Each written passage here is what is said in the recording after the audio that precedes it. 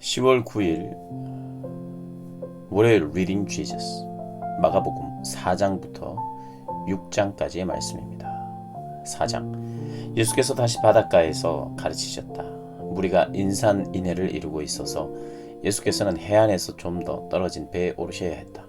사람들이 물가로 몰려와서 배를 설교단으로 삼으신 것이다. 예수께서 많은 이야기로 가르치셨다. 들어라, 너희는 어떻게 생각하느냐? 어떤 농부가 씨를 뿌렸다. 씨를 뿌리는데 더러는 길 위에 떨어져서 새들이 먹어버렸다. 더러는 자갈밭에 떨어져서 금세 싹이 났으나 뿌리를 내리지 못해 해가 뜨자 곧 시들어버렸다. 더러는 잡초밭에 떨어져서 싹이 났으나 잡초 틈새에 짓눌려 아무 소득이 없었다. 더러는 좋은 땅에 떨어져서 무성하게 자라 농부가 생각지도 못한 큰 결실을 맺었다. 너희는 듣고 있느냐? 정말로 듣고 있느냐? 예수께서 따로 계실 때 그분 곁에 있던 사람들이 12 제자와 함께 그 이야기에 대해 물었다. 예수께서 그들에게 말씀하셨다. 너희에게는 하나님 나라를 아는 깨달음이 주어졌다. 너희는 하나님 나라가 어떻게 되어 가는지 안다. 그러나 아직 볼 줄 모르는 사람들에게는 모든 것을 이야기로 풀어나간다. 마음을 준비시키고 마음을 열어 깨닫도록 주의를 환기시키려는 것이다. 그들은 눈을 떴으나 하나도 보지 못하고 귀가 열렸으나 한마디도 알아듣지 못하며 돌아서지도 않고 용서받기도 거부한다. 예수께서 계속해서 말씀하셨다. 이 이야기가 어떻게 되어 가는지 알겠느냐? 내가 하는 모든 이야기는 이렇게 이루어진다. 농부가 말씀을 뿌린다. 어떤 사람은 딱딱한 길바닥에 떨어진 씨와 같다. 말씀을 듣자마자 사탄이 그 속에 뿌려진 것을 낚아채간다. 또 어떤 사람은 자갈밭에 떨어진 씨와 같다. 그는 처음 말씀을 들을 때는 아주 뜨겁게 반응한다. 하지만 성품의 토양이 얕다 보니 감정이 식거나 어려움이 닥치면 아무 쓸모없게 되고 만다. 잡초밭에 떨어진 씨는 천국 소식을 듣기는 듣지만 해야 할 온갖 일과 갖고 싶은 것에 대한 염려로 짓눌려 있는 사람을 가리킨다. 스트레스에 숨이 막혀서 들은 것조차 아무 소득이 없다. 그러나 좋은 땅에 뿌려진 씨는 말씀을 듣고 품어서 생각지도 못한 큰 결실을 맺는 사람을 가리킨다. 예수께서 계속해서 말씀하셨다. 집에 등잔을 가져와서 통 속이나 침대 밑에 두는 사람이 있느냐? 탁자나 선반 위에 두지 않느냐? 우리는 비밀을 감추어 두지 않고 오히려 말할 것이다. 숨기지 않고 오히려 밝히 드러낼 것이다. 너희는 듣고 있느냐? 정말로 듣고 있느냐? 내가 하는 말을 잘 들어라. 세상에서 너희 힘으로 잘 될 수 있다는 약삭빠른 충고를 조심하여라. 받는 것보다 주는 것이 더 낫다. 베품을 낳는다. 인색하면 가난해진다. 예수께서 또 말씀하셨다. 하나님 나라는 어떤 사람이 밭에 씨를 뿌리고는 잊어버린 채 잠자리에 든 것과 같다. 씨는 싹이 터서 자라나는데 그는 어떻게 된 일인지 모른다. 그의 도움 없이 땅이 다 알아서 한다. 처음에는 푸른 줄기를 내고 다음에는 꽃봉오리를 내고 그 다음에는 익은 곡식이다. 곡식이 완전히 연글면 거둔다. 추수할 때가 된 것이다. 하나님 나라를 어떻게 묘사할 수 있을까? 어떤 이야기가 좋을까? 하나님 나라는 솔씨 하나와 같다. 솔씨는 땅에 떨어질 때 씨로서는 아주 작지만 일단 심으면 가지가 무성한 큰 나무로 자란다. 독수리들이 그 안에 둥지를 틀 정도다. 예수께서는 이처럼 많은 이야기로 메시지를 전해주시면서 그들의 경험과 성숙도에 맞게 이야기를 들려주셨다. 예수께서 이야기 없이는 말씀하지 않으셨다. 그리고 제자들과 따로 있을 때의 모든 것을 다시 설명해 주셨다. 혼란스러운 것을 정리하시고 얽힌 것은 풀어주셨다. 그날 늦게 예수께서 제자들에게 말씀하셨다. 저편으로 건너가자. 제자들은 그분을 배에 계신 그대로 모시고 갔다. 다른 배들도 따라갔다. 그때 큰 풍랑이 일어났다. 파도가 배 안으로 들이쳐서 배가 가라앉으려 했다. 예수께서는 배 뒤쪽에서 베개를 베고 주무시고 계셨다. 제자들이 그분을 깨우며 말했다. 선생님, 우리가 빠져 죽게 되었는데 아무렇지도 않습니까? 잠에서 깬 예수께서 바람에게 조용하라고 하시고 바다에게 고요하여라, 잠잠하여라 하고 말씀하셨다. 바람이 숨을 먹고 바다는 호수처럼 고요해졌다. 예수께서 제자들을 꾸짖으셨다. 어째서 너희는 이토록 겁이 많으냐? 그렇게도 믿음이 없느냐? 그들은 놀라고 두려워서 어쩔 줄을 몰라 했다. 도대체 이분은 누구신가? 바람과 바다도 마음대로 부리시다니. 5절. 그들은 바다 건너편 거라사 사람들의 지방에 이르렀다. 예수께서 배에서 내리시자 묘지에서 어떤 미친 사람이 그분께 나왔다. 그는 거기 무덤 사이에서 살았다. 아무도 그를 잡아둘 수 없었다. 사슬을 채울 수도 결박할 수도 없었다. 사람들이 여러 번 사슬과 밧줄로 묶었지만 그때마다 그는 사슬을 부서뜨리고 밧줄을 끊어 버렸다. 아무리 힘센 사람도 그를 꺾을 수 없었다. 그는 밤낮으로 무덤과 산을 어슬렁거리면서 고함을 지르고 뾰족한 돌로 제 몸을 마구 상하게 했다. 그가 멀찍이서 예수를 보고 달려와 그분 앞에 경배하며 엎드렸다. 그러고는 고함 지르며 따졌다. 지극히 높으신 하나님의 아들 예수여, 무슨 일로 내게 간섭합니까? 제발 나를 괴롭게 하지 마십시오. 예수께서 이미 그 악한 귀신에게 나오너라, 그 사람에게서 나오너라 하고 명령하신 뒤였다.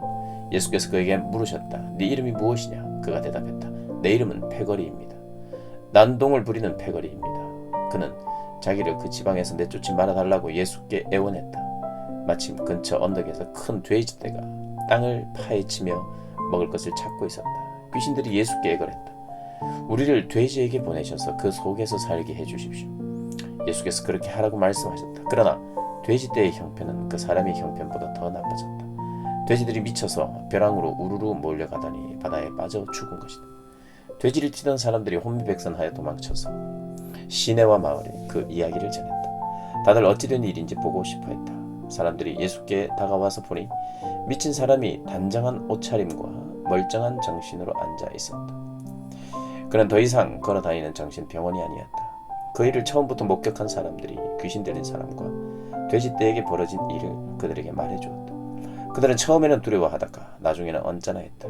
돼지들이 익사한 것 때문에 기분이 상했던 것이다. 그들은 예수께 그곳을 떠나 다시는 오지 말라고 당부했다. 예수께서 배에 오르실 때에 귀신한테서 놓인 그 사람이 자기도 함께 가게 해달라고 간청했으나 그분은 허락하지 않으셨다.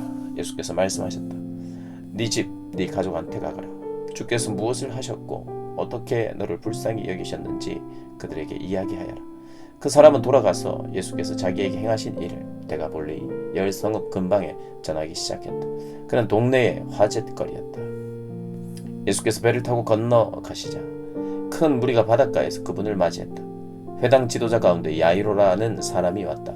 그는 예수를 보고는 무릎을 꿇고 정신없이 애원했다. 제 사랑하는 딸이 죽음의 문턱에 있습니다. 병이 나아서 살 수 있도록 오셔서 손을 얹어 주십시오. 예수께서 그와 함께 가시는데 온 무리가 따라가며 그분을 밀고 당겼다. 12년 동안 혈류증으로 고생한 한 여자가 예수의 소문을 들었다. 여자는 많은 의사들에게 치료를 받았으나 형편없는 치료로 돈만 날리고 상태가 이전보다 더 나빠졌다. 여자는 뒤에서 슬그머니 다가가 예수의 옷을 만졌다. 이분의 옷에 손가락 하나만 대어도 내가 낫겠다고 생각한 것이다. 여자가 손을 대는 순간에 흐르던 피가 멈추었다. 여자는 변화를 느낄 수 있었고 자신의 병이 깨끗이 나은 것을 알았다. 그 순간 예수께서 자신에게서 기운이 나간 것을 아시고 무리에게 돌아서서 물으셨다. 누가 내 옷에 손을 대었느냐? 제자들이 말했다. 무슨 말씀이신지요? 무리가 이렇게 밀고 당기는데 누가 내게 손을 대었느냐고 물으시다니요. 손을 댄 사람이 수십 명은 될 것입니다.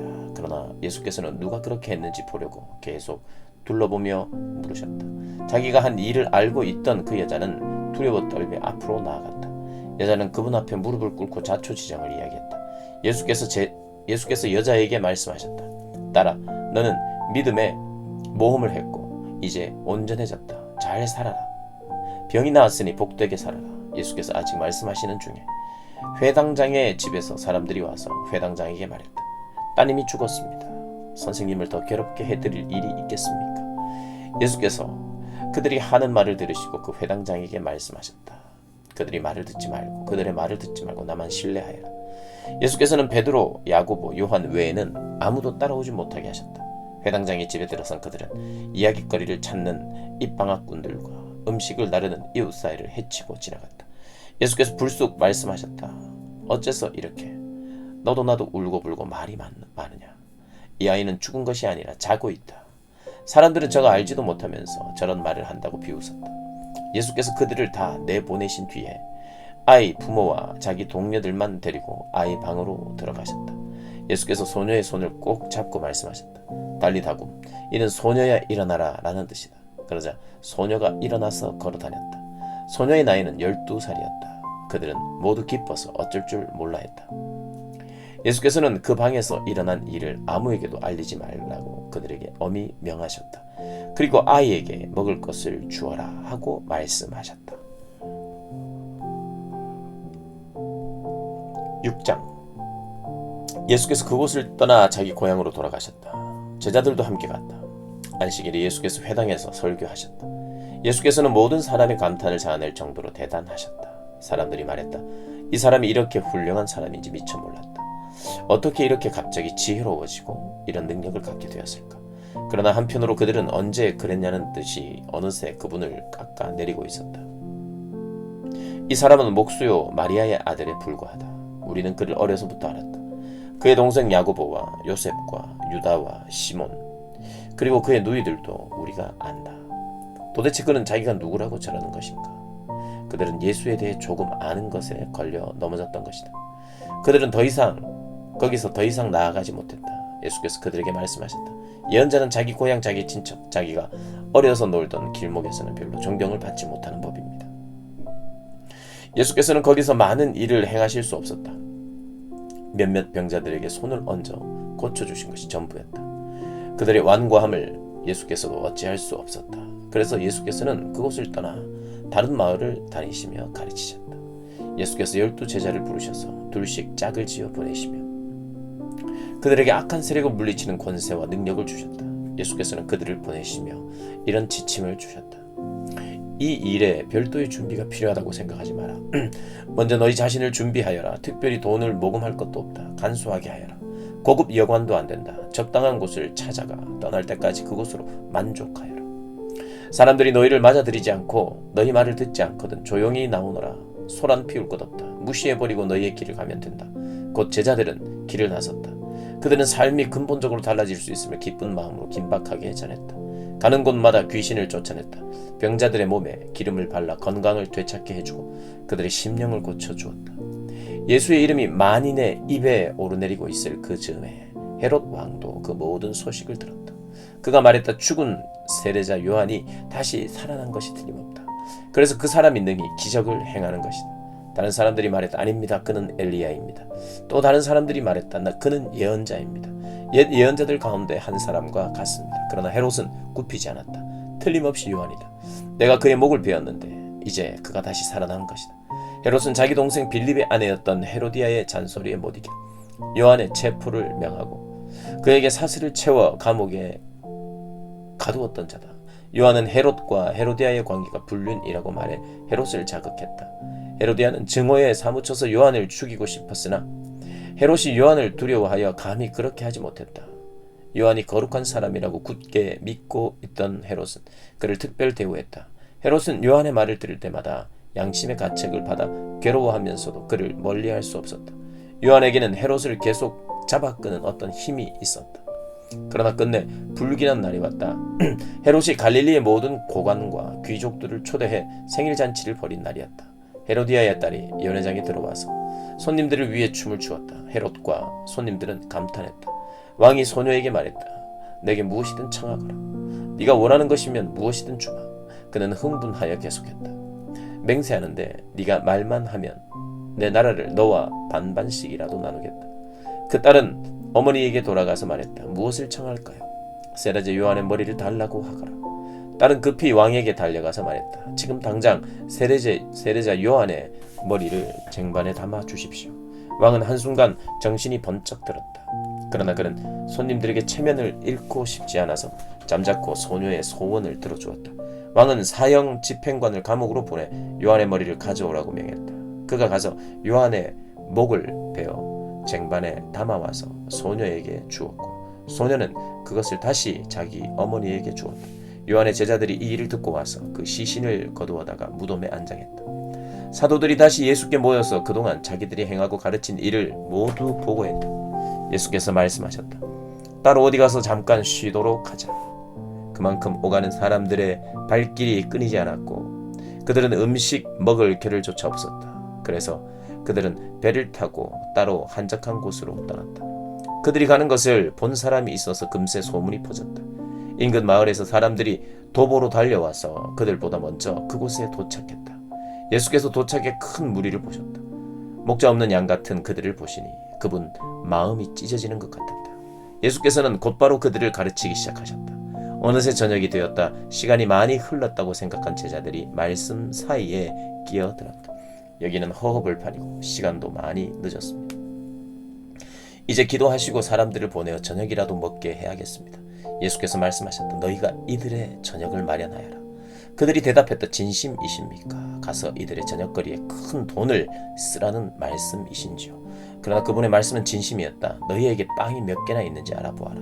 오래 걸릴 것도 없었다. 5개입니다. 그들이 말했다. 그리고 물고기 2마리가 있습니다. 예수께서 그들 모두를 50명, 100명씩 무리지어 앉게 하셨다. 그 모습이 마치 푸른 초장에 펼쳐진 들꽃으로 엮은 조각부 이불 같았다. 예수께서 땅 5개와 물고기 2마리를 손에 들고 고개에 들어 하늘을 우러러 감사 기도를 드리시고 축복하신 다음 빵을 떼어 제자들에게 주셨고 제자들은 다시 그것을 사람들에게 나눠주었다.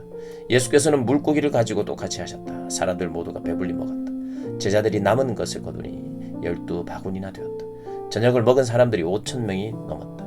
식사가 끝나자 예수께서 제자들을 재촉하여 배를 타고 먼저 건너편 벳세다로 가게 하시고 그동안의 무리를 돌려 보내셨다. 사람들을 보내신 뒤에 예수께서는 산에 올라가 기도하셨다.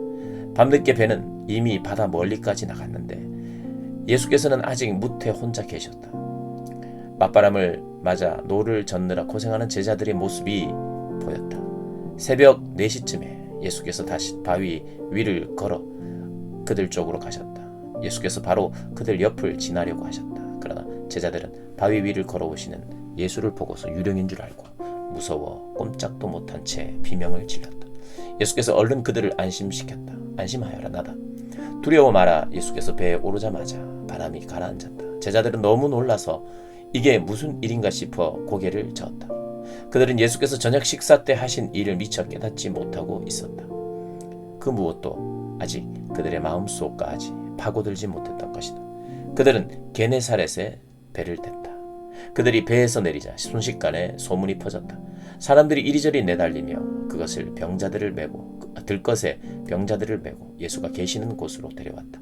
마을이나 시내나 촌, 내거리마다 그분이 가시는 곳이라면 어디든지 사람들이 병자들을 데리고 나와서 그분의 옷자락을 만지게 해달라고 간청했다. 그것이 전부였다. 그분을 만진 사람은 누구나 병이 나았다.